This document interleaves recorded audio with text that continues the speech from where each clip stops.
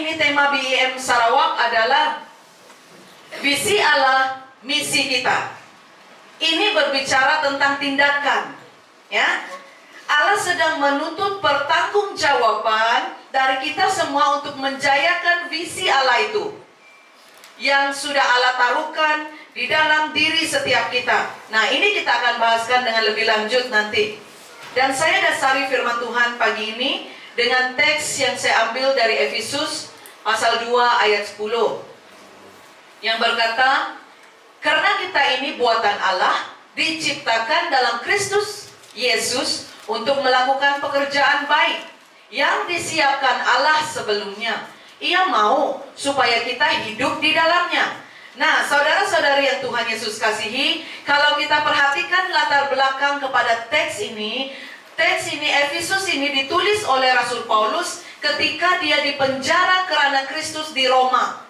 Dia dipenjara pada saat itu, dan karena itu dia menulis bagian-bagian ini. Dan ayat yang kita bacakan tadi menjelaskan kepada kita tentang kedudukan atau status kita di dalam Kristus. Jadi maksud Paulus ini adalah kita ini ciptaan yang baru. Bukan hanya sebagai manusia yang baru, tetapi orang-orang yang kudus.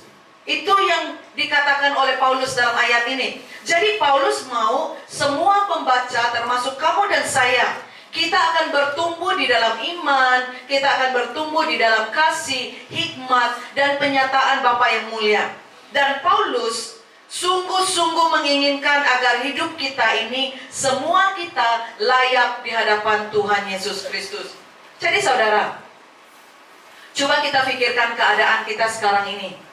Harus kita tahu bahwa hidup yang tanpa matlamat, tak ada matlamat, tak ada tujuan yang jelas, akan membuat kita ini seolah-olah sebuah kapal terbang yang sedang terbang berlegar-legar di mana-mana tempat tanpa arah tujuan. Justru di dalam khotbah yang akan kita pelajari pagi ini, kita akan melihat bagaimana sebuah penetapan visi, misi, matlamat yang jelas itu berperanan dalam kehidupan kita. Hidup kita manusia ini harus punya visi. Kita harus punya target kita ke depan. Ada visi berarti akan ada misi. Kenapa ada misi? Kita harus melaksanakan visi itu. Dan akan ada matlamat, tujuan dari apa yang kita lakukan. Amin. Saudara harus tahu bahwa matlamat itu adalah buah atau hasil yang kita dapatkan dari visi dan misi itu. Karena tanpa visi dan misi, matlamat itu akan menjadi rapuh karena tidak ada tempat untuk bergantung. Jadi kita perhatikan terlebih dahulu apa yang dimaksudkan dengan visi, misi, dan matlamat itu. Saya mengambil definisi ini dari Kamus Dewan edisi yang keempat, ya, yang bermaksud visi itu adalah satu tanggapan, satu pandangan yang jauh, vision ke depan, yang sangat mendalam tentang masa depan, terutamanya hal-hal yang berkaitan dengan masa depan dan sebagainya. Ini berbicara tentang wawasan kita, ya kan? Misi pula merupakan tugas, cara atau apa yang kita lakukan untuk mencapai visi tadi. Jadi secara ringkasnya, visi adalah wawasan kita, pandangan jauh kita yang ingin kita capai pada masa depan. Istilah lain adalah impian kita, cita-cita kita. Jadi untuk mencapai visi itu harus ada misi yang perlu kita tetapkan. Kita harus atur strategi kita sehingga sasaran, target kita itu dapat kita capai. Jadi sebenarnya arah dan tujuan hidup kita sudah ditetapkan oleh Allah. Masing-masing kita. Tujuan, panggilan hidup setiap orang boleh saja berbeza, sesuai dengan kehendak dan rencana Allah yang begitu sempurna untuk setiap kita. Jadi sebelum kita ini menetapkan strategi atau misi kita, apa yang sangat penting adalah kita harus mengerti apa visi yang sudah ditentukan oleh Tuhan untuk kita, agar kita ini dapat menghidupi visi itu secara maksimal, bukan alang-alang, bukan setengah-setengah jalan. Sama seperti Nehemia. Kalau kita perhatikan di dalam Alkitab, saudara, Nehemia itu merupakan seorang tokoh sejarah. Dia merupakan history maker yang berhasil dia menangkap visi dari Tuhan untuk membangun kembali runtuhan tembok Yerusalem itu dan mereformasi ibadah serta kehidupan masyarakat Yahudi pada waktu itu. Kita boleh lihat sendiri di dalam Nehemia 2 ayat 17. Jadi sesuai dengan tema yang akan kita bahaskan pagi ini, mengerjakan visi Allah, berarti kita ini harus sedar. Kita harus sedar, kita ini adalah ciptaan Allah di dalam Kristus Yesus. Saudara, kita adalah karya yang diciptakan oleh tangan Tuhan sendiri.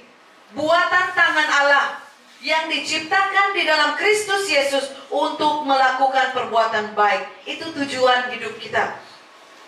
Manusia diciptakan oleh Tuhan, tentu ada maksud, tentu ada tujuan tersendiri. Allah tidak menciptakan manusia itu tak ada arti.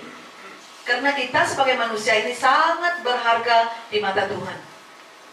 Rasul Paulus dia menegaskan kepada jemaat di Efesus bahwa kita ini adalah buatan Allah di dalam Kristus Yesus dengan sebuah tujuan, yaitu untuk melakukan pekerjaan yang baik, bukan pekerjaan yang jahat, bukan yang cemar, atau bukan yang tidak berkenan kepada Allah.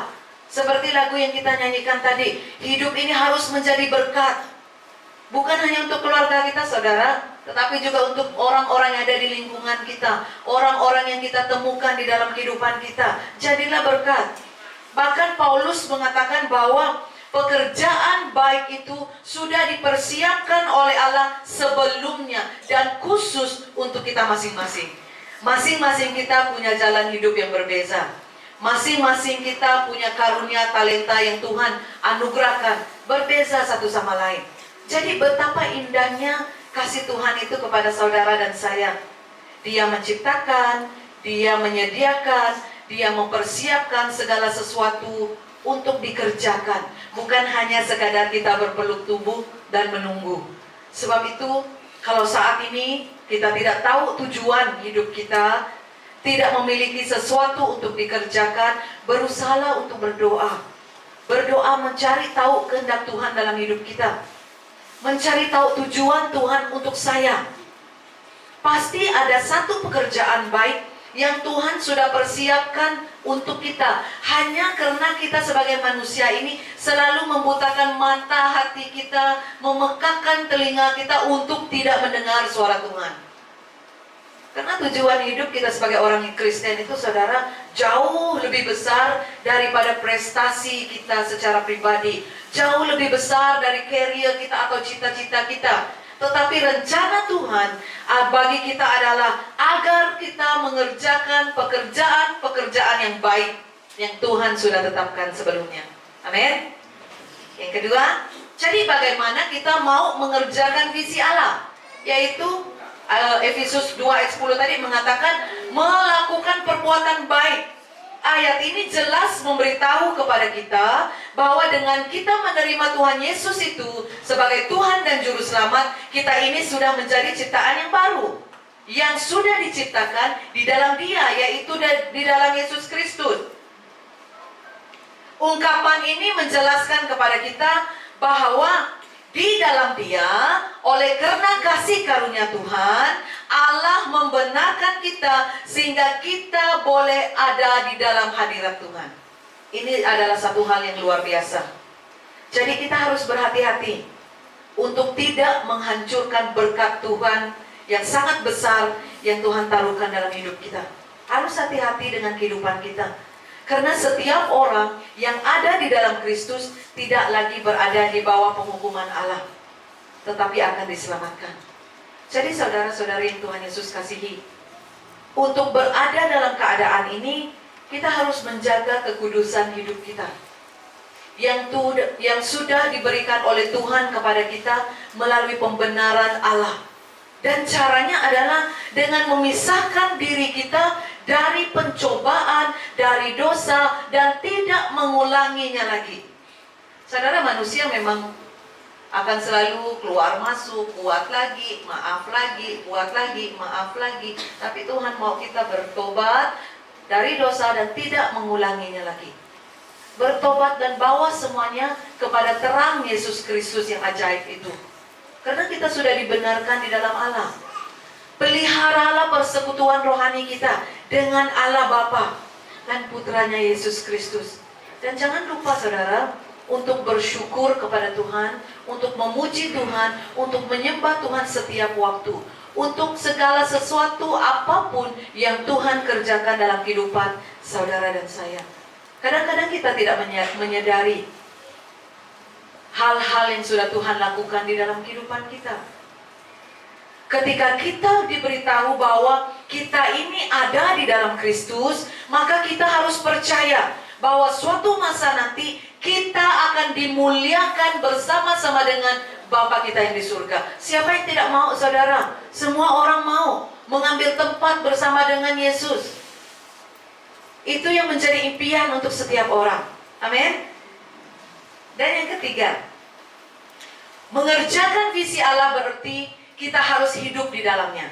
Saudara, Tuhan mau saat Dia menaruhkan visi itu kepada kita harus hidup di dalam visi Allah itu sendiri.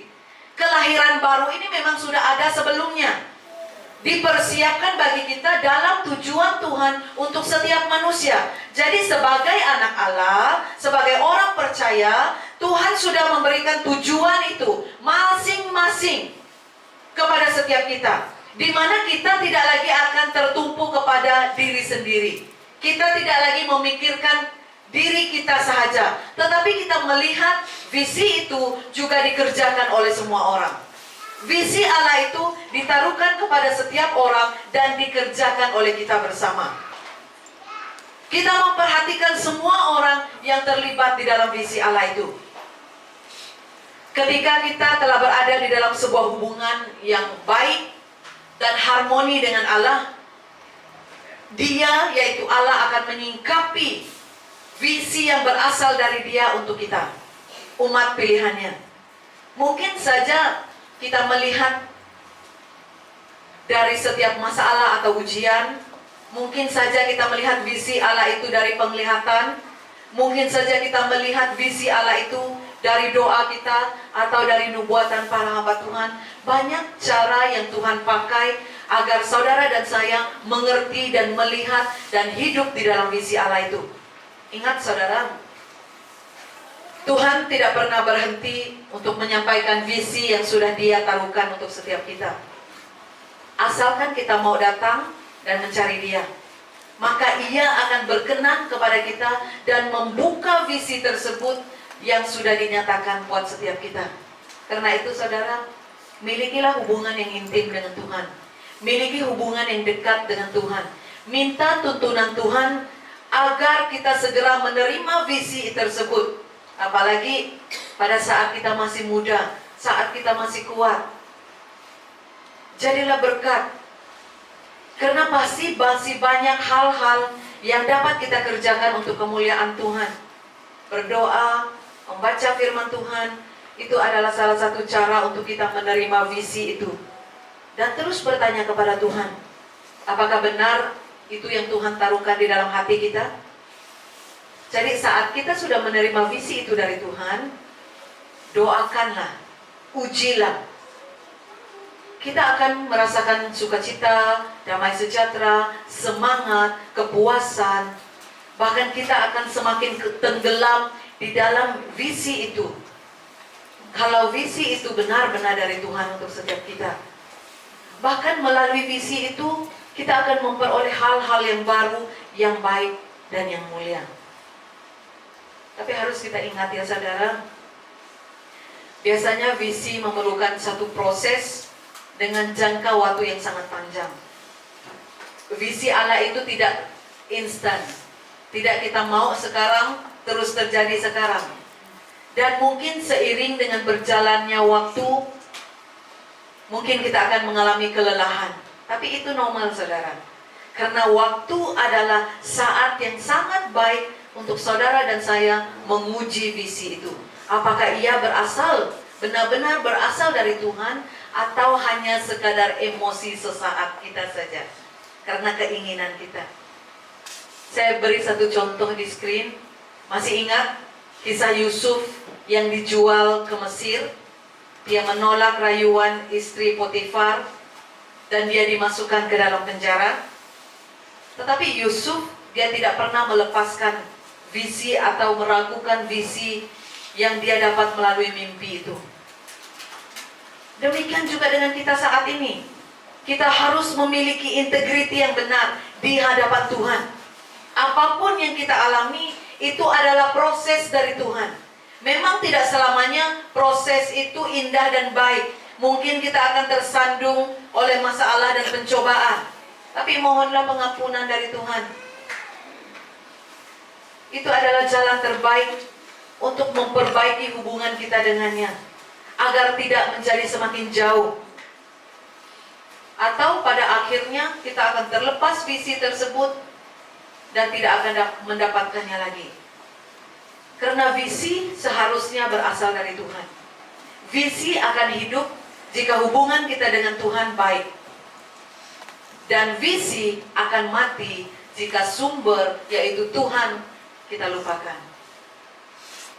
Ingat saudara, visi itu ibarat sebatang lilin kecil yang hidup di dalam ruangan yang gelap. Tetapi visi itulah yang menuntun hidup kita supaya berjalan ke arah yang sudah Tuhan tunjukkan kepada kita. Saudara-saudara yang Tuhan Yesus kasihi, mengerjakan visi Allah itu karena kita sudah sadar bahwa kita ini adalah ciptaan Allah di dalam Kristus Yesus. Kita diciptakan oleh Allah untuk sebuah tujuan hidup yang sangat istimewa. Kita dipersiapkan Allah sebelumnya. Tidak ada satupun pekerjaan Allah itu dilakukan last minute. Tidak ada pekerjaan Allah yang dilakukan secara tiba-tiba tanpa tujuan yang pasti. Tetapi bila Allah katakan bahwa kita ini sudah dipersiapkan oleh Allah sebelumnya, berarti ada rencana, ada rancangan Allah sendiri buat kamu dan saya. Dan mengerjakan visi Allah itu harus dengan tujuan kita melakukan perbuatan-perbuatan yang baik. Itu tujuan Allah menaruhkan setiap visi itu di dalam hati pikiran kita. Ayat ini jelas memberitahu kita bahwa dengan menerima Tuhan Yesus sebagai Tuhan dan Juru Selamat, kita ini ciptaan baru. Kita bukan lagi seperti yang dulu-dulu. Yang sekarang kita diciptakan di dalam Dia. Mengerjakan visi Allah berarti Tuhan mau agar kita hidup di dalamnya. Inilah matlamat, inilah tujuan Allah yang sesungguhnya. Allah tidak mau hidup kita ini ibarat sebuah perahu yang terumbang-ambing oleh badai. Ibarat kapal terbang yang sedang terbang tidak tahu arah tuju, hanya berputar-putar mencari destinasi. Allah tidak mau kehidupan kita seperti itu. Tapi apa yang Allah mau adalah kita hidup di dalam visi Allah itu, mengerjakan visi Allah itu. Bukan kita sendiri, ada orang-orang yang bersama dengan kita untuk melaksanakan visi Allah itu. Saudara-saudari yang Tuhan Yesus kasihi, marilah saat ini kita berlumba-lumba untuk mengerjakan visi yang Tuhan taruhkan untuk setiap pribadi kita. Jangan selalu jadi pemain simpanan, ya. Jangan selalu jadi pelakon tambahan yang hanya muncul waktu ada publicity, waktu ada hal-hal yang besar baru muncul. Tapi terlibatlah secara maksima dalam kita menerima dan mengerjakan visi Allah itu. Saya pasti dengan pertolongan Roh Kudus kita akan dimampukan oleh Allah untuk melalui segala rintangan, cabaran, tantangan dalam kita mengerjakan visi Allah itu. Dan pasti saudara dan saya akan menerima segala janji-janjinya, bahkan akan tergenapi dalam kehidupan kita. Amin. Mari kita berdoa. Haleluya Tuhan Yesus. Terima kasih atas bagian firman Tuhan yang kami belajar dan renungkan bersama pada pagi ini, yang menegur kami, menguatkan kami, agar kami siap untuk menerima dan mengerjakan visi yang Allah taruhkan untuk setiap pribadi kami. Mungkin di dalam pelayanan kami, mungkin di dalam pekerjaan kami, di dalam keluarga kami, bahkan di dalam seluruh aspek kehidupan kami. Kami percaya Engkau Allah yang akan menaruhkan visi-Mu di dalam hati kami, di dalam pikiran kami, untuk kami laksanakan. Biarlah hidup kami mencerminkan kemuliaan Tuhan. Biarlah hidup kami menjadi berkat kepada orang-orang yang ada di sekitar kami. Bukan hanya melalui pelayanan yang Tuhan percayakan buat setiap kami, melalui sikap kami, tindakan kami, tutur kata kami akan menjadi berkat buat orang lain. Tuhan, terima kasih ya Tuhan. Kami serahkan semuanya ke dalam tangan-Mu. Kami serahkan setiap jemaat Tuhan ke dalam tangan Tuhan. Engkau memberkati setiap jemaat yang hadir, baik yang ada di ruangan gereja ini, yang bersama kami melalui live streaming di rumah, di tempat kerja, dimanapun mereka berada saat ini. Tuhan akan terus memberkati dan memakai setiap mereka. Anak-anak kami yang bersekolah, yang masih menduduki peperiksaan SPM, STPM saat ini, pimpin sertai mereka, bungkusi mereka dengan kuasa darah-Mu. Saat mereka menjawab soalan peperiksaan, Tuhan taruhkanlah apapun yang mereka sudah pelajari selama tahun-tahun yang lalu, agar mereka dapat